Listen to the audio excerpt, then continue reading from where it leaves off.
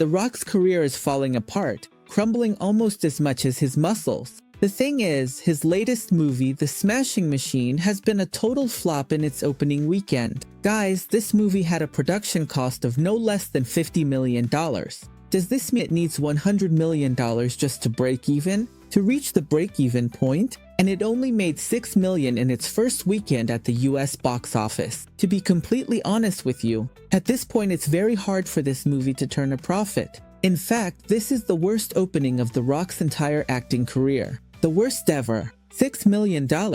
This is disastrous. In fact, the movie came in third place this weekend. And don't think the competition is brutal. Not at all, under any circumstances. Just look at the competition. Something from Taylor Swift. Nothing out of this world. Honestly, from my point of view, the competition isn't that strong. It's not like it's up against an MCU movie or some huge blockbuster release. No, the reality is that this movie doesn't have any real competition. And hey, there's a very important detail I haven't mentioned yet. And it turns out that yes, I had mentioned to you that the production cost of the movie was $50 million, but I hadn't told you about the marketing expenses. The studio A24 spent no less than $100 million on the promotion and distribution of the movie. In other words, the studio spent more on marketing than on production. Are you aware of what this means? In short, this movie needs to make at least $300 million to break even, which at this point seems almost impossible. Honestly, $300 million seems like something almost impossible to achieve.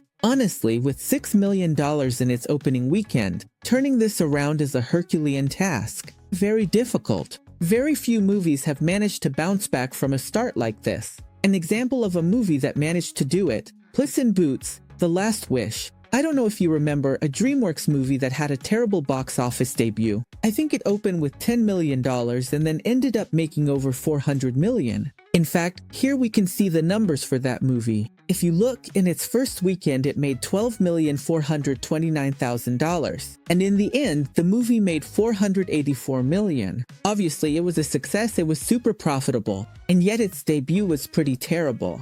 Puss in Boots' debut, I think at the time, was the worst opening in DreamWorks history, just so you can get a sense of it. But this movie had something special, which is that it had really good word of mouth. As you can see, in its second weekend it made $16 million, in its third weekend $13 million, and in its fourth weekend, a month after its release, it made $14 million.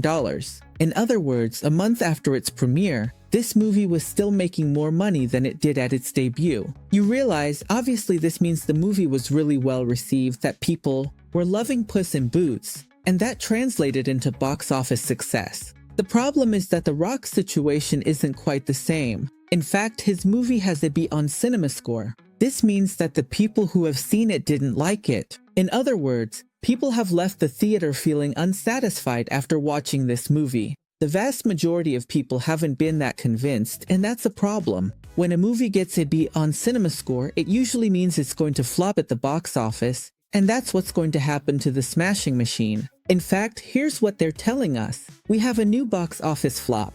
That movie crashed at the North American box office with just $2.7 million on its opening Friday, including previews, with decent reviews but only a B on CinemaScore. It's expected to finish the weekend between $6.50 and $7 million.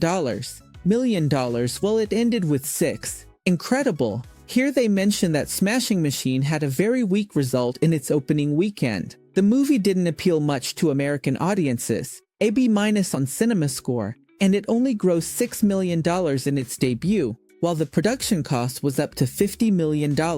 This is a flop. I'll say it. A total and absolute failure on The Rock's part. And honestly, I think he must be really angry because you do know that The Rock lost his muscle mass, right? Some people say it was because of the stress caused by filming Smashing Machine. And I don't know if you guys know this, but for this movie, The Rock had to gain muscle mass. He had to get even bigger and stronger than he already was in real life. But from what I understand, The Rock slimmed down for an upcoming movie where he's going to play an eccentric 70-year-old man named Chico's Man. The figure and physique of that old man is described as skeletal and very thin, similar to Clint Eastwood at 75 years old. So, as you can see right now, The Rock is losing a lot of weight. To do this, he underwent a drastic physical transformation, including a strict diet and a different training regimen. Okay, here they tell us how he did it. Strict diet and training. To lose weight and muscle mass in a controlled way, Johnson combined a diet with a strong caloric deficit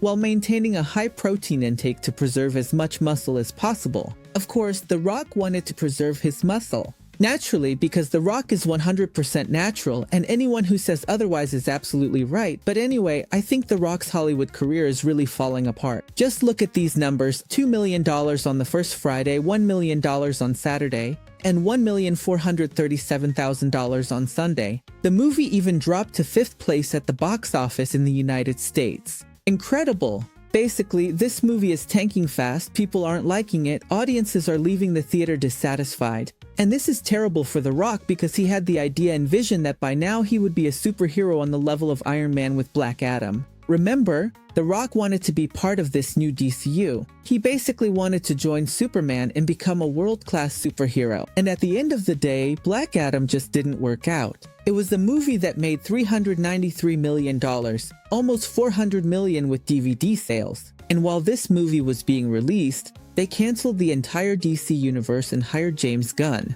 Remember the Superman cameo, even a cameo that, at the end of the day, was useless. Because Henry Cavill was supposed to return alongside The Rock, and that didn't happen. And in the end, The Rock ended up making this movie which, unfortunately for him, turned out to be the biggest flop of his career. And now everyone is making fun of him about his physical appearance, about his muscles. People actually think The Rock has some kind of illness or problem. From what I understand, he's losing weight because of his upcoming movie for his next role, obviously. The truth is, he does look pretty strange. He looks a bit odd since we're not used to seeing him like this. But from my point of view, what he's doing is a calorie deficit, and he's also laying off the supplements for now. There's a lot of uncertainty about The Rock's future, about what will happen with his career, and whether he'll have any success. However, he does have an advantage, and that's that next year, his new movie is coming out. Thank you. The live-action movie with The Rock, on July 10th, 2026. Honestly, I think that movie is a guaranteed hit. Honestly, I think the live-action Moana, is practically guaranteed to be a success. We've already seen what happened with Moana 2. Wasn't Moana 2 supposed to be a series for Disney+? Bob Iger, Disney's CEO, saw it and said, hey, maybe we can make it a movie, right? And boom, it was a huge box office hit. Just imagine, something that was going to be a Disney exclusive series got turned into a movie and it was a success. So, I'm 100% sure and convinced that the live-action Moana is going to be a massive box office success. So that's the big advantage The Rock has right now. Ladies and gentlemen, I'd really love to know what you think about all of this. Thank you so much for watching, and I'll see you next time.